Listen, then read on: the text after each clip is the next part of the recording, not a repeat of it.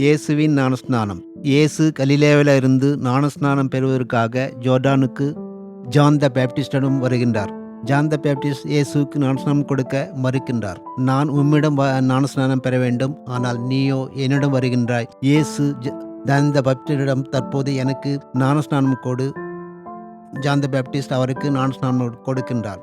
இயேசு தண்ணீரை விட்டு வெளியேறுகின்றார். அப்போது வானம் திறக்கப்பட்டு புறாவைப் போல் ஸ்பிரிட் இறங்கி வருவதை காண்கின்றார். தற்செயலாக வானத்திலிருந்து வந்த வார்த்தை வெளியே வருகின்றது. இவரே என் அன்பார்ந்த மகன், இவரிடம் நான் பூரிப்படைகிறேன். அதன் பின் இயேசு காட்டிற்குள் தனிமையாக செல்கின்றார். கடவுள் நம் அனைவரையும் பாவங்களிலிருந்து மீட்பதற்கு இவ்வுலகிற்கு மனிதனாக அவதரித்து வந்தார்.